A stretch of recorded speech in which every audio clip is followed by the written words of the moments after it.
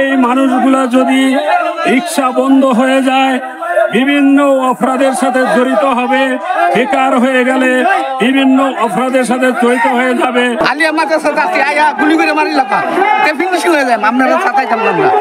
ড্রাইভারদেরকে city corporation থেকে অনতি বিলম্বে ড্রাইভারদেরকে লাইসেন্স দেওয়া হোক। আমরা এটাও দাবি করি সিটি কর্পোরেশন ন্যায্য পাওনা রাজস্ব পাবে। হাজার হাজার মানুষ, সিলেট শহরে প্রায় 20 থেকে 25,000 মানুষ এই ব্যাটারি চালিত রিক্সার সাথে জড়িত। আমরা নামাই দেব রাস্তা, আমরা ঘরে ঘরে গিয়ে হাইজেক করি, ডাকাতি করি। আমরা কি সিকিউরিটি দিচ্ছে, প্লেট না দিলে আমরা কিভাবে চলতাম? আমরা 5টা ফ্যামিলি চলে, 5টা ফ্যামিলি রুজি করে খাওয়াই, 4টা কিস্তি কিভাবে চলবো? অর্ডার না দিলে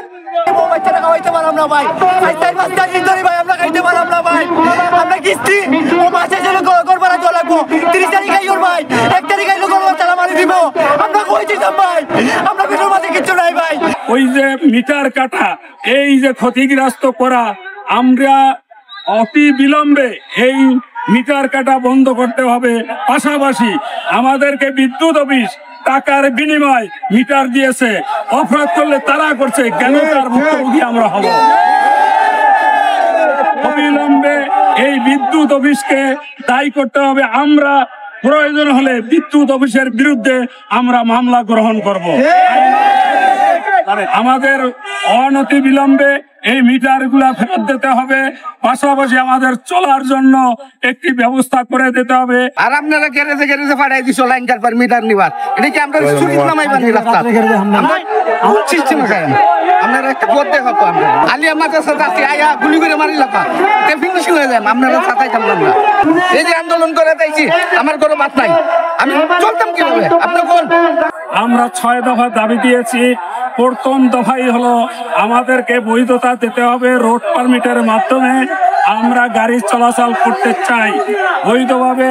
আমরা সিটি কর্পোরেশন হোক, বিআরটি হোক, আমরা আমাদের রেজিস্ট্রেশন করতে চাই। রেজিস্ট্রেশনের মাধ্যমে রাজস্ব দিয়ে আমরা গাড়ি চালানোর ব্যবস্থা করতে চাই। কর্তৃপক্ষের কাছে আমাদের দাবি, অনতি বিলম্বে সবার কাছে আকুল আবেদন, আমাদেরকে রোড পারমিট দিয়ে বৈধভাবে চলার তৌফিক দিয়ে সুযোগ দেওয়া হোক।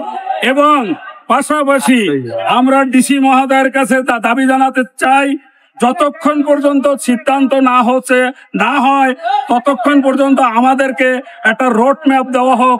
এই রোড ম্যাপের ভিতরে আমরা থাকবো, ওনাদের যেখানে নিষেধাজ্ঞা থাকবে এখানে আমরা যাব না, চলাচল করব না।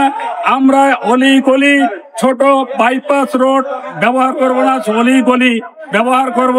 এইরকম একটা সুযোগ করে আমাদেরকে দেওয়া হোক।